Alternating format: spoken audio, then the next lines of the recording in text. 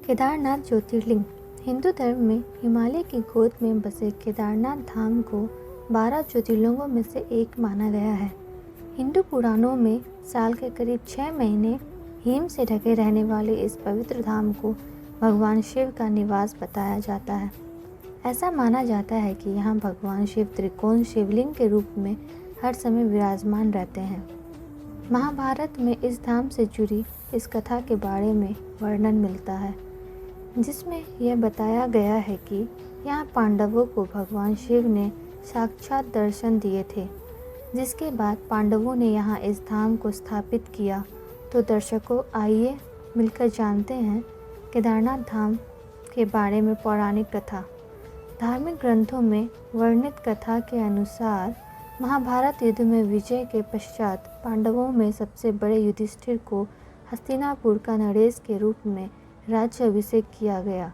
उसके बाद करीब 4 दशक तक युधिष्ठिर ने हस्तिनापुर पर राज किया। इसी दौरान एक दिन पांचों पांडव भगवान श्री कृष्ण के साथ बैठकर महाभारत युद्ध की समीक्षा कर रहे थे। समीक्षा में पांडवों ने श्री कृष्ण से कहा है, नारायण, हम सभी भाइयों पर ब्रह्म हत्या का साथ अपने बंधु बांधवों की भी हत्या कलंक है। इस कलंक को कैसे दूर किया जाए? तब कृष्ण ने पांडवों से कहा कि यह सच है कि युद्ध में भले ही जीत तुम्हारी हुई है, लेकिन तुम लोग गुरु और अपने बंधु बांधवों को मारने के कारण पाप के भागी बन गए हो। इन पापों के कारण मुक्ति मिलना असंभव है, परंतु इन पापों से सिर्फ महादेव ही मुक्ति दिला सकते हैं। अतः महादेव की शरण में जाओ। उसके बाद श्री कृष्ण द्वारिका लौट आए। उसके बाद पांडवों अपने पापों से मुक्ति के लिए चिंतित रहने लगे और मन ही मन सोचते रहे कि अब राजपाट को त्याग कर शिवजी के शरण में जाए। उसी बीच एक दिन पांडवों को पता चला वासुदेव ने अपना शरीर त्याग दिया है और वे अपने परम घाट लौट गए हैं। यह सुनकर अब पांडवों को भी पृथ्वी पर रहना उचित नहीं लग रहा था। गुरु पितामह और सखा सभी तो युद्ध में भूमि पे ही पीछे छूट गए। माता पिता और काका भी विदुर वन गमन कर चुके थे। सदा के लिए सहायक श्री कृष्ण भी नहीं रहे थे। ऐसे में पांडवों ने राज्य परीक्षित को सौंप दिया और द्रौपदी समेत हस्तिनापुर छोड़कर शिव जी की तलाश में निकल पड़े। हस्तिनापुर से निकलने के बाद पांचों भाई और द्रौपदी भगवान शिव के दर्शन के लिए सबसे पहले पांडव काशी पहुँचे, पर वे वहाँ नहीं मिले। उनके बाद उन लोगों ने कई और जगहों पर भगवान शिव को खोजने का प्रयास किया, परंतु जहाँ कहीं भी ये लोग जाते, शिवजी वहाँ से चले जाते। इस क्रम में पांचों पांडव और द्रौपदी एक दिन शिवजी को खोजते हुए हिमालय तक आ पहुँचे। यहाँ भी जब शिवजी ने इन लोगों को देखा तो वे छिप गए, परंतु यहाँ युधिष्ठिर ने भगवान शिव को छुपते हुए देख लिया। तब युधिष्ठिर ने भगवान शिव से कहा, हे प्रभु, आप कितना भी छुप जाए, लेकिन हम आपके दर्शन किए बिना यहाँ से नहीं जाएंगे।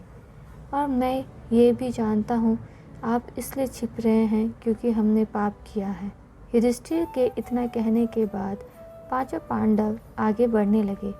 उसी समय एक बैल उन पर झपट पड़ा। यह देख भीम उससे लड़ने लगे। इसी बीच बैल ने चट्टानों के बीच अपना सिर छुपा लिया, जिसके बाद भीम उसकी पूंछ पकड़कर खींचने लगे तो बैल का धड़ सिर से अलग हो गया और उस बैल का धड़ शिवलिंग में बदल गया। और कुछ क्षण पश्चात उस शिवलिंग से भगवान शिव प्रकट हुए। शिव ने पांडवों के पाप क्षमा कर दिए। आज भी इस घटना के प्रमाण केदारनाथ का शिवलिंग बैल के कुल्हे के रूप में मौजूद है।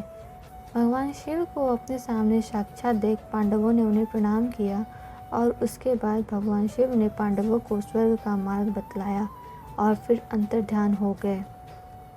उसके बाद पांडवों ने उस शिवलिंग की पूजा अर्चना और आज वही शिवलिंग केदारनाथ धाम के नाम से जाना जाता है। दर्शकों, क्योंकि यह पांडवों को स्वर्ग जाने का रास्ता स्वयं शिव जी ने दिखाया था, इसलिए हिंदू धर्म में केदार स्थल को मुक्ति स्थल माना जाता है। और ऐसी मान्यता है कि यदि केदार दर्शन का संकल्प लेकर निकले और उसकी मृत्यु हो जाए तो उस जीव को पुनर्जन्म नहीं लेना पड़ता है।